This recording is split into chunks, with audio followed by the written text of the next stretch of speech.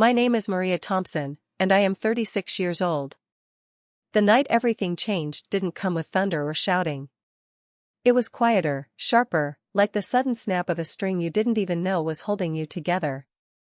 It happened at a Sunday dinner in Providence, Rhode Island, at the home of my husband's parents, Richard and Elaine Carter. Their house always felt like something out of a glossy magazine spread, mahogany floors polished to a mirror shine, shelves lined with silver-framed family photographs, and a dining room crowned with a chandelier that spilled warm light over the table. That night, everything glowed. Candles flickered in crystal holders. Elaine's famous lemon pie cooled on the counter, filling the air with the faint scent of citrus and butter.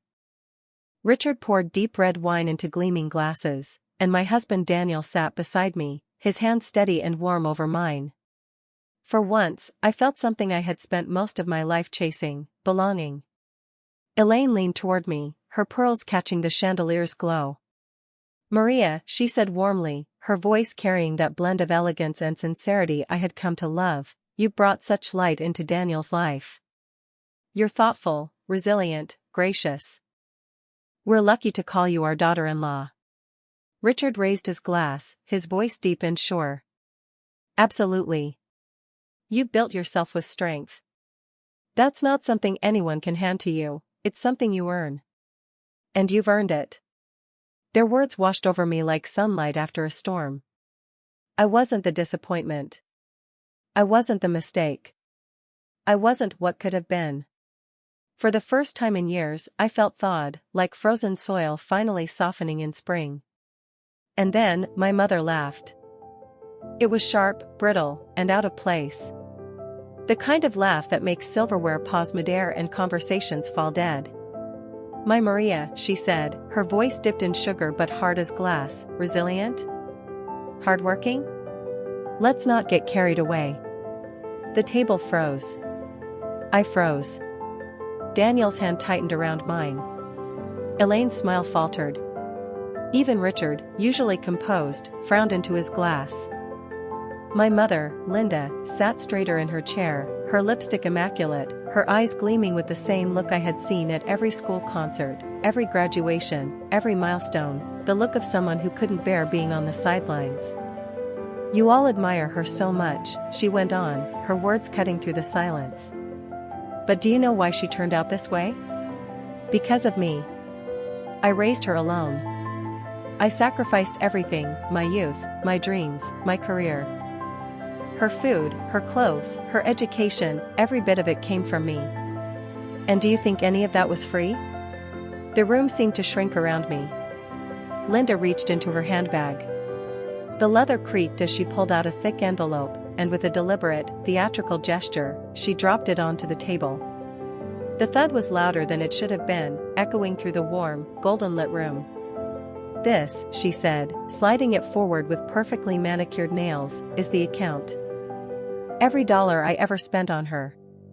Rent when she was young. Medicine when she was sick. Shoes on her feet, braces on her teeth. I kept track. And Daniel," her eyes flicked to my husband with a sweetness so fake it made my stomach twist, "you should be grateful. You wouldn't have this wife if not for me. So now, it's time to settle up." Elaine gasped softly, her hand flying to her pearls. Richard set his wine glass down too hard, the liquid trembling inside. Daniel's jaw tightened as his grip on my hand turned to stone. I couldn't breathe. My throat locked. Because this wasn't just a demand. This was my mother's masterpiece, not just to humiliate me, but to humiliate me in front of the only people who had ever truly welcomed me. That envelope wasn't just paper. It was a lifetime of chains, stacked neatly and tied with string. And as everyone stared, waiting for me to speak, I realized something terrifying. I had a choice. I could stay silent, like I had my whole life. Or I could finally break free. But before I tell you what I did next, hit like and subscribe if you want to hear how this story ends. Drop a comment with where you're watching from, your support helps more people hear it. To understand why that envelope at the Carter's dinner table cut deeper than knives, you need to know where I came from, because that piece of paper wasn't born at that table. It was written long before, in the language of my childhood.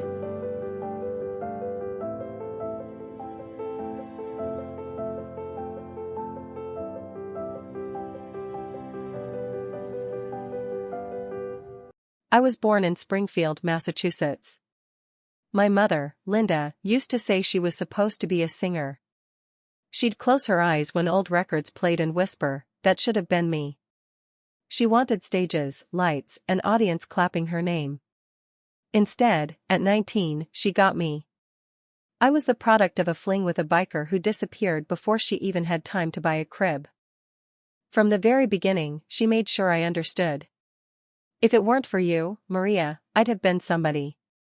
I don't remember the first time she said it, but I remember how it felt, like being told I was an apology she never wanted to make.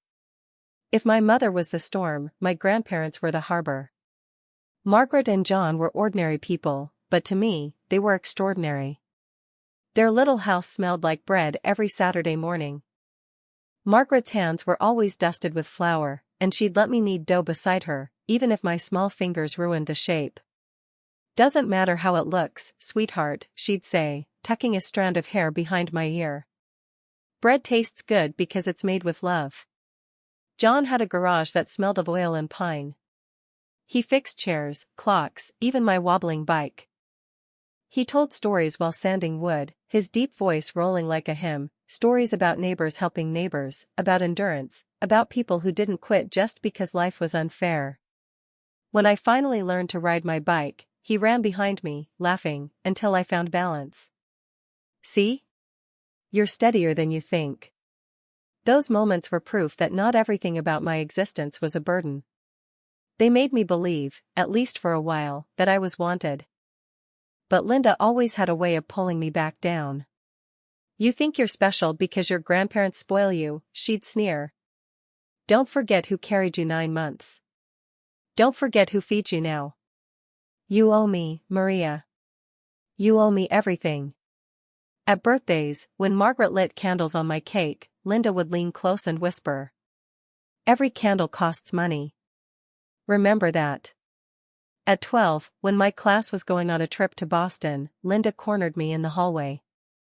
"You want to go? Fine. But those bus tickets and meals aren't free. One day, you'll have to pay me back." Even at moments meant for joy, she twisted love into debt. When I was 13, the safe harbor began to crumble. John's hands, once so steady, started to tremble. By the time I was 14, he was gone. Margaret followed soon after, her grief heavier than her heart could bear. At the funeral, Linda wore black and dabbed her eyes just enough to keep her eyeliner intact. She bent down to me and whispered words I'll never forget. "Don't think their money is just yours, Maria. Half belongs to me. Remember that." The will was simple. The Springfield house, and a modest apartment in the city. Split evenly, half to Linda, half to me. For Margaret and John, it was protection. A way to give me a foundation. To Linda, it was leverage. At 19, I moved into the apartment. It was small, 2 bedrooms, peeling wallpaper, pipes that groaned whenever you ran hot water. But it was mine. I painted the walls a soft cream, strung fairy lights along the ceiling, and placed my textbooks in neat rows on a wobbly second-hand shelf. When I lay on the thrifted couch at night, listening to the hum of the city outside the window, I felt free. But Linda never let me forget her claim. She had a key, and she used it. I'd come home from classes to find her sitting at my table, receipts spread like playing cards. "This is my place too," she'd remind me, tapping her nails against the wood. "Don't act like you're independent. Without me, you wouldn't even have a roof." When I protested, she smirked. "Maybe you should pay me rent for my half. That would be fair." Working nights at a diner, I saved just enough to cover tuition and food. But Linda still found a way to make my paychecks hers. One Friday, she drove me to work and rolled the window down as I climbed out. "Half of everything you make should come back to me. If I hadn't carried you, you wouldn't even exist to earn it." At first, I laughed, thinking she was joking. But when payday came, she was waiting in my kitchen. She held out her hand until, ashamed and cornered, I gave her $20. Then 50.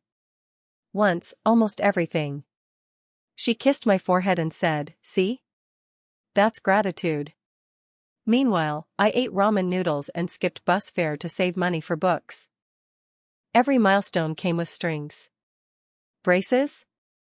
Do you think orthodontists are free? You'll be repaying me for that straight smile forever. A school trip? I went into debt so you could see Washington. You'll thank me for years. Graduation? That gown cost money too. Don't think walking across a stage erases what you owe. I lived in constant apology for existing. People sometimes ask why I didn't just cut her off. Why I didn't change the locks, stop answering her calls, vanish from her orbit. Because she knew exactly how to keep me tethered. She weaponized her tenderness. At midnight, she'd call, voice trembling. "Maria, I can't keep the lights on. If you don't help me, they'll shut it off." And I would wire her money, even if it meant eating scraps for weeks. For every cruel remark, there was a memory of her singing me to sleep when I was 5. For every demand, there was a flicker of fragility that made me believe maybe she cared, somewhere deep down. That's how guilt worked. It wrapped around me like ivy, choking even as it pretended to cling with love. When I graduated college with honors, Linda didn't say she was proud. She said, "Congratulations. But don't get a big head. A diploma doesn't pay my bills." When I landed my first job, she sniffed. "Good. Now you can finally start paying me back properly." Even when I dared to hope for love, she ruined it. When I introduced my first serious boyfriend, she pulled him aside in the kitchen and told him, "If you're serious about Maria, you should start helping me out. After all, I raised her." He broke up with me not long after. That was Linda's pattern: every joy turned transactional, every success reshaped into proof of my debt. By the time I was in my 20s, I realized Linda didn't just say I owed her. She believed it. Every dollar, every moment of her motherhood was a line item on a bill she planned to present one day. That day would come, years later, at a table filled with lemon pie and warm laughter. But the bill had been written long ago, scratched into me with every reminder, every sigh, every "don't forget that." And I didn't forget. I carried it all. By the time I was 20, I finally thought life was starting to settle into something resembling normal. I had my little apartment, peeling wallpaper and all, and I was balancing school with late-night shifts at the diner. I didn't have much, but I had enough. And then I met Alex. He was a computer science student at the university nearby, tall, with an easy smile and the kind of patience I wasn't used to. He'd stop by the diner where I worked, ordering the cheapest coffee just to sit at the counter and keep me company when it was slow. Eventually, he asked if I wanted to study together. Then dinner. Then more. By 21, he had moved into the apartment with me. For the first time, I felt what it was like to build a partnership, two people trying to carve a life together, hand in hand. But my mother never liked anything she couldn't control. The first time she met Alex, she sized him up like she was assessing the price of a used car. Her smile was thin, her tone sharper than it needed to be. "So," she said, leaning against my doorway, arms crossed, "you're the boyfriend." Alex offered his hand. "Yes, ma'am." Alex Carter. She didn't take it. Instead, she looked at me and then back at him. "Well, Alex, if you plan to stick around, there are responsibilities. You're serious about Maria, right?" He nodded. "Yes." "Then it's time you start contributing. A man takes care of not just his woman but her family. If you want my daughter, you'll show gratitude to me. After all, without me, she wouldn't even exist." Alex blinked, caught between politeness and confusion. I felt my cheeks burn. "Mom," I hissed, "that's not appropriate." She ignored me. "Think of it like paying respect to your future mother-in-law." At first, Alex tried to laugh it off. Your mom just has a strong personality, he'd say, kissing my forehead. But Linda didn't stop. She dropped by unannounced, often at dinner time. If Alex cooked, she'd wrinkle her nose and say, "Hope you bought enough for me too. After all, I gave you the girl sitting across this table." If he brought me flowers, she'd smirk. "How nice. But maybe next time bring something useful, like groceries for me." That would show real commitment. And when Alex refused to play along, she escalated. I'd hear the phone ring late at night. If I didn't answer, she'd call again and again until I picked up. "Maria," she'd say, voice sharp with false sweetness, "does Alex pay rent?" "He should. Half that apartment is mine. If he's living there, he's living off me." Or she'd show up, cornering him in the hallway. "If you cared about Maria, you'd prove it. Real men support the woman's family." Alex grew more tense each time. The warmth between us started to cool under the weight of her constant demands. I began to see frustration in his eyes when my phone lit up with her name. "You can't keep letting her control everything," he'd say. "You're not a child anymore, Maria." But he didn't understand. I wasn't just dealing with a pushy mother. I was dealing with years of guilt knotted into my bones. Cutting her off felt like cutting out a piece of myself, even if that piece was poisoned. The final blow came during what should have been a celebration. Alex had landed his first internship, something he'd worked months to secure. We invited a few friends over, ordered pizza, laughed until the walls shook. For one night, we felt like young people allowed to dream. Linda arrived uninvited, as usual. She looked around at the laughter, the half-empty soda bottles, and the stack of pizza boxes with thinly veiled disgust. "Some celebration," she scoffed. "You think this is success? This won't last. Alex, you should stop wasting time and start thinking about responsibility." "Mom, not tonight," I begged, mortified in front of our friends. But she wasn't finished. She pulled out a sheet of paper from her purse, scribbled with numbers. "Here. The expenses I covered when Maria was younger. Food, clothes, braces. If you're serious about her, Alex, you'll step up. Pay me back. That's what a man does." The room froze. Alex looked at me, his face pale with shock.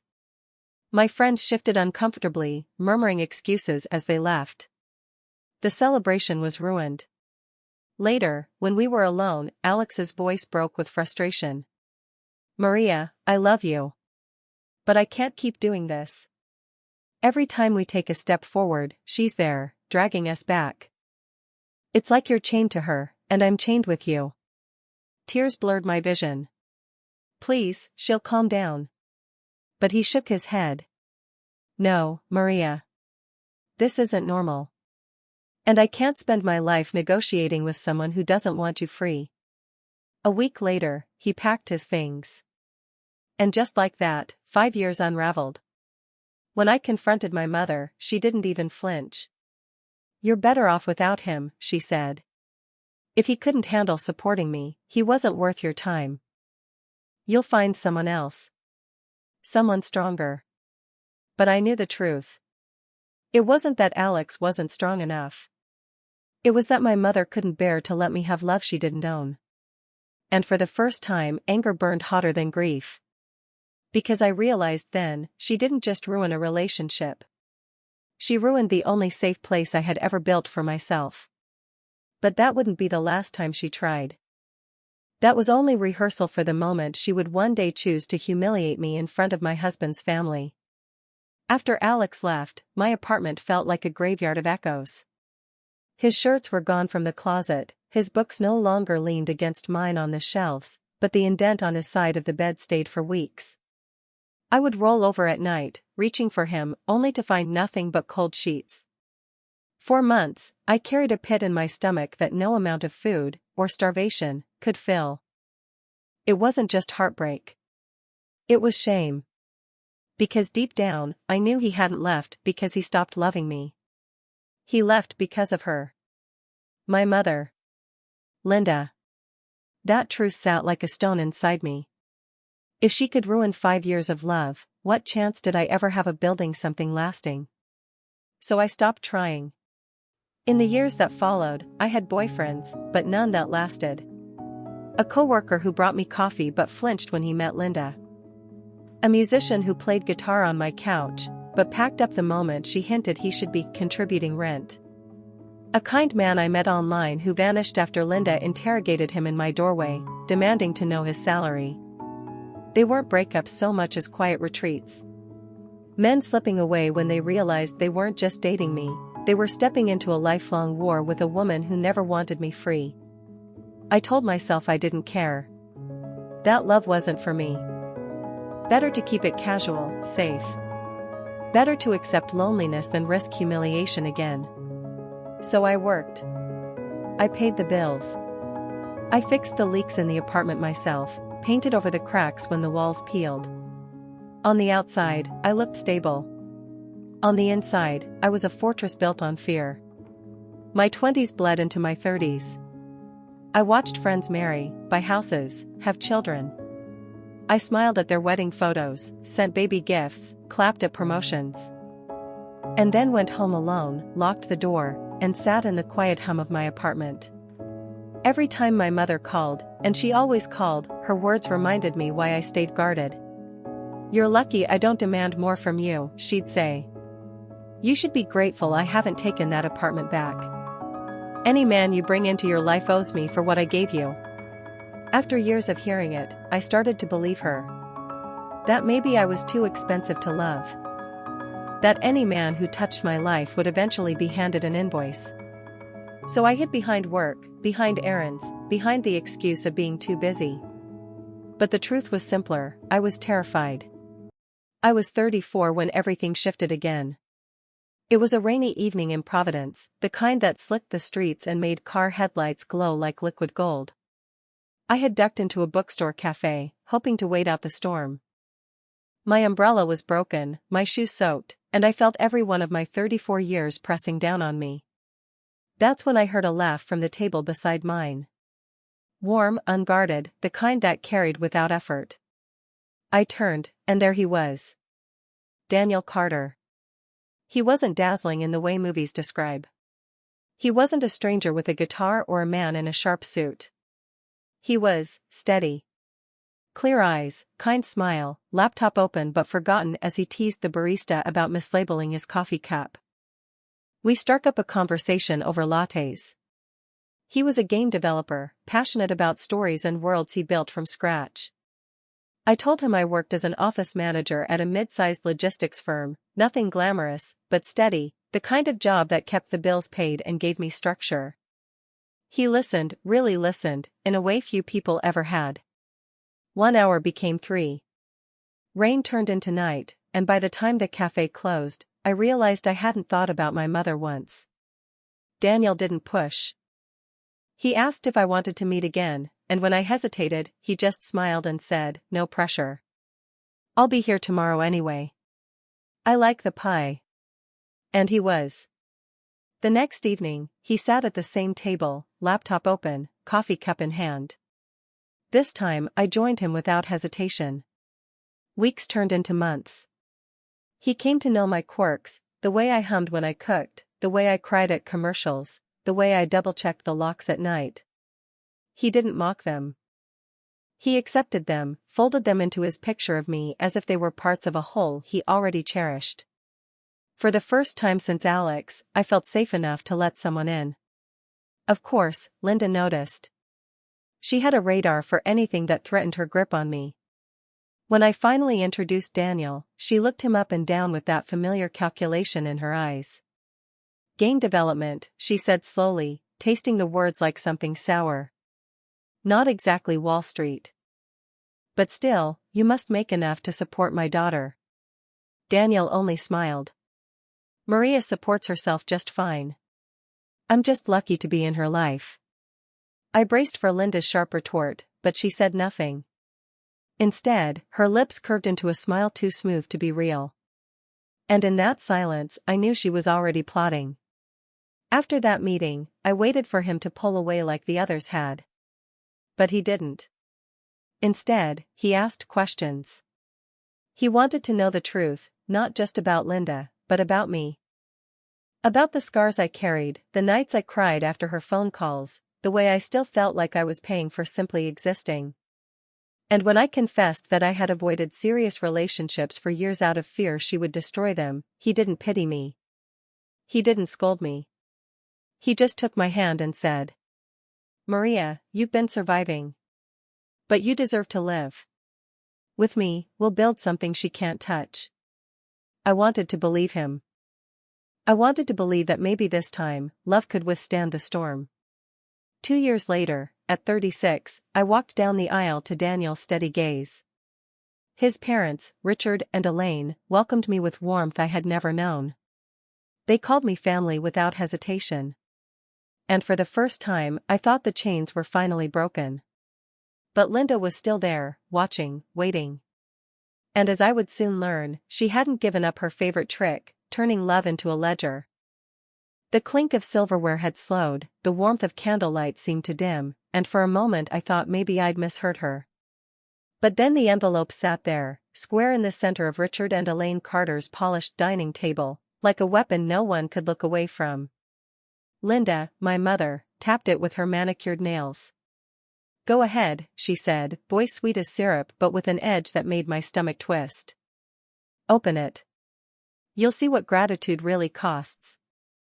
Elaine's hand fluttered nervously at her pearls, her eyes darting from me to Daniel and back again. Richard's jaw flexed as if he were holding back words better left unsaid. My husband sat frozen beside me, his grip around my hand turning rigid, as though he wanted to shield me but didn't know how. The silence was unbearable. I wanted to laugh, to cry, to grab that envelope and throw it into the fire in Elaine's living room. But my body betrayed me. I stayed still, staring at the paper as if it were about to explode. Linda filled the void herself. She always did. You all sit here praising her, resilient, hardworking, gracious. But where do you think she got those things? From me. I gave up my dreams. I broke my back. I paid every bill, scraped together every dime. And Daniel, her gaze cut to my husband, her smile tightening, you should be thankful. If not for me, she wouldn't be sitting here at all. You wouldn't have your perfect wife. You should be grateful to me. And you should pay me back. Her words landed like slaps. It wasn't enough that she had humiliated me. She wanted to diminish me, to make even my marriage feel like her achievement. Daniel opened his mouth, but I squeezed his hand. Not yet. I wasn't ready for him to fight my battles. Not this one. Richard cleared his throat, voice gravelly. Linda, I don't think this is the place. Oh, but it is, she cut in smoothly, her eyes flashing. This family should know who Maria really is. Not just the fairy tale she lets you believe. She's the product of my sacrifice. And sacrifices, she added, sliding the envelope closer to me, come with a bill. My cheeks burned.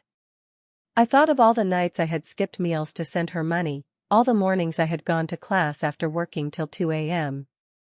All the boyfriends who had left when she demanded they contribute. None of that counted for her. None of it ever would. Elaine spoke then, her voice trembling. Maria doesn't owe you for being her mother. That's not how love works. Linda laughed sharply.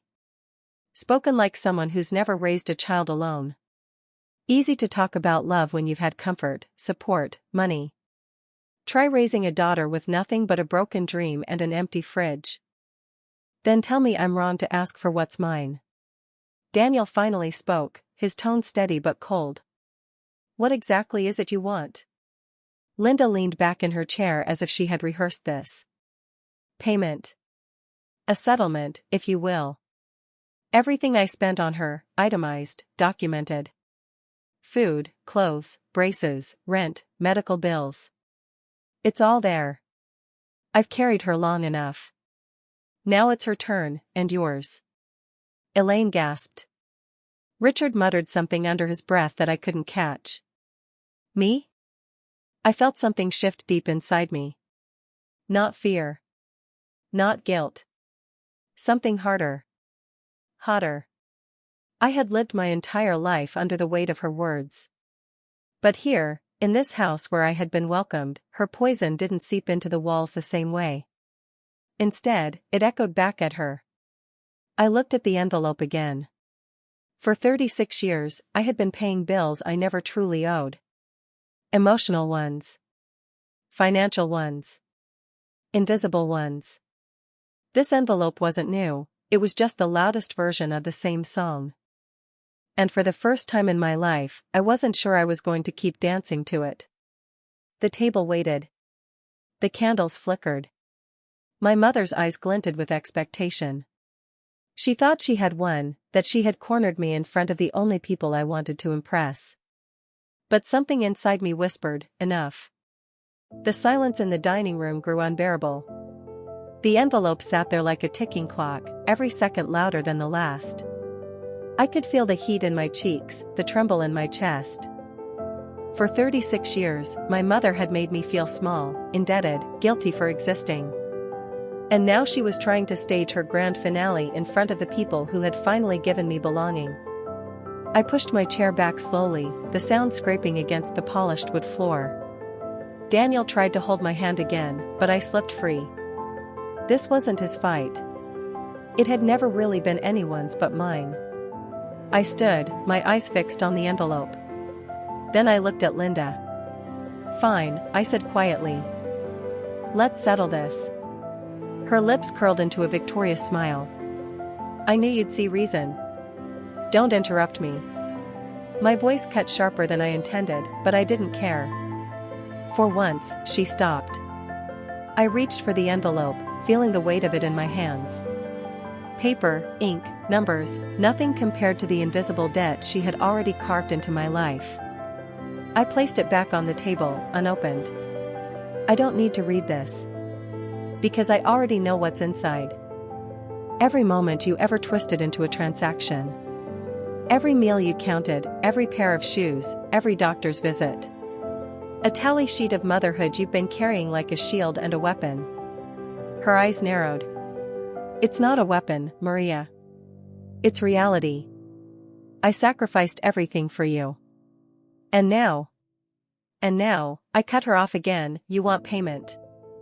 Fine. You'll get it. Every cent. I'll clear your debts. I'll write you a check large enough to cover every number you think you're owed, with interest. Not Daniel. Not his parents. Me. Because I don't need his money. I built my own life, my own career, and I can pay this off without blinking. Gasps circled the table. Elaine's fork slipped against her plate. Richard leaned back, studying me as if seeing me for the first time. Even Daniel blinked, stunned. I leaned closer to Linda, my voice steady now. But once that check clears, you disappear. Forever. You never call me. You never show up at my door. You never meet your future grandchildren. You become a ghost. Because you can't have both, Mother. You can't have my life and my love. You have to choose. The words hung in the air like smoke. Linda's painted smile faltered. For once, she wasn't ready with a quick retort. She looked at me as though I'd spoken in a language she couldn't translate. You'd cut me off? After everything? I exhaled slowly. You cut me off years ago. You just never admitted it. You chose debt over love every time you handed me a bill for existing. All I'm doing now is making it official. Her eyes flicked to Daniel, then back to me. What about him? What about his family?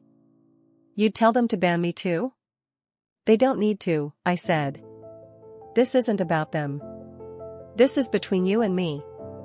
And if you take the money, you're signing away the last shred of connection we have. You'll get exactly what you wanted, a transaction. But you'll lose your daughter forever. The room was silent except for the faint ticking of the grandfather clock in the hall. Elaine's hand trembled against her pearls. Richard muttered something under his breath, shaking his head. Daniel's eyes stayed locked on mine, steady, proud, unflinching. And Linda? She stared at the envelope as though it might whisper the answer for her. Her fingers twitched against her wineglass, her lipstick trembling at the corners. For the first time in my life, I saw her not as a towering force but as something else entirely, a woman cornered by her own choices. I straightened, my voice final. So which is it, Mother? Do you want the money? Or do you want me? She didn't answer. Not yet. The candles flickered. Elaine cleared her throat but didn't speak. Daniel placed his hand gently on my back, not to shield me this time, but to remind me I wasn't alone. And I left the envelope sitting there, unopened, waiting. Because in the end, the choice wasn't mine anymore. It was hers.